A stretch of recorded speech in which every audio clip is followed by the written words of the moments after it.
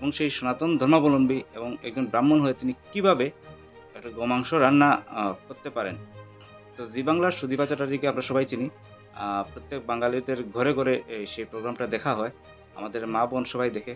কিন্তু রিসেন্টলি বাংলাদেশের তারিন জাহান উনার সাথে একটি প্রোগ্রাম করতে গিয়ে তিনি গোমাংস রান্না কিভাবে করতে হয় সেটা দেখান এবং সেটা পাবলিশও হয় এবং সেটা নিয়েই চলে তুমুল বিতর্ক। পুরো ক্লিপসটা আছে আমার কাছে কিন্তু বিকজ অফ কমিউনিটি গাইডলাইনস সেটা দেখানো যাবে না। বাট ফর ইনফরমেশন আমি ছোট্ট একটা ক্লিপস দেখাচ্ছি। ১ম এ ক্লিপসটা দেখে নেই। তারপর কথা বলছি। রান্নার দিকে চলে যাই। হ্যাঁ, তুমি আজকে প্রথম খাওয়াবে, আমি দেখো গেস্ট। আচ্ছা তুমি যেহেতু গেস্ট, ঠিক আছে, আমি হোস্ট হিসেবে তোমাকে আমি আগে রান্না করে খাওয়াবো। কি খাওয়াবে? ইনফ্যাক্ট তোমার উপলক্ষে দর্শকদেরকে দেখাবো। এটা হচ্ছে গরু মাংসের কোফতা, বাট এই আচ্ছা। কোফতাটার বিশেষত্ব হচ্ছে এটা কিন্তু তোমার ভাজতে হবে না।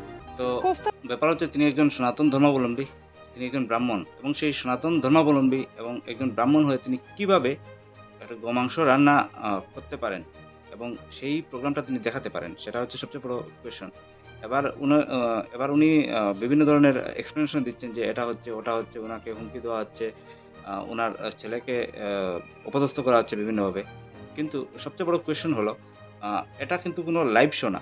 এটা হচ্ছে একটা রিয়েলিটি শো এবং রিয়েলিটি শোর প্রত্যেকটা স্ক্রিপ্ট ১ম থেকেই লিখা থাকে এবং আনন্দবাজার অনলাইনে আজকে আমি দেখলাম তারিন জাহান নিজে মুখ করেছেন প্রথমবারের মতো। তিনি স্পষ্ট বলেছেন যে স্ক্রিপ্টটা ১ম এ লিখা ছিল। তো ব্যাপার হচ্ছে যদি স্ক্রিপ্টে লিখা থাকে তাহলে সুদীপা চ্যাটার্জি অবশ্যই এটা জানতেন যে কি প্রোগ্রাম এবং সেই প্রোগ্রামে কি, কি রান্না হবে এবং রান্নার কি, কি স্টাফ লাগবে সবকিছু কিন্তু পরিষ্কার ছিল। তো তিনি জেনে শুনে শুধুমাত্র কিছু হয়তো টাকার লোভে বা নিজের পাবলিসিটির লোভে তিনি এটা করতে গিয়েছেন এবং করতে গিয়েই সেই বিতর্কটা দেখা। পার্সোনালি আমি যেটা মনে করি as a Indian, as a ভারতীয় নাগরিক হিসাবে আমি মনে করি আমি প্রত্যেক ধর্মাবলম্বীকে সাপোর্ট করি এবং শ্রদ্ধা করি।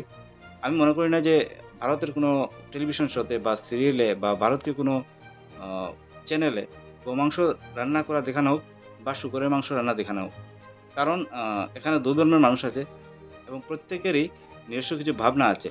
আমরা একে অপরকে সাপোর্ট করব, শ্রদ্ধা করব এবং অন্য ধর্মের মানুষের যে ধর্মীয় অনুভূতি তাতে কোনো তাতে কোনো অবস্থাতে আঘাত করব না, সেটা আমি মনে করি। তো জানি না সুদীপা চ্যাটার্জি কেন করতে গেলেন বা কি করতে গেলেন এবং সেই বিতর্কেও বা কেন তিনি পড়লেন? এত ফেমাস একজন স্টার। আর খুশির খবর এটা বিভিন্ন প্রতিবাদের পর অবশেষে জি বাংলার থেকে সুদীপা চ্যাটার্জিকে বের করে দেওয়া হয়েছে।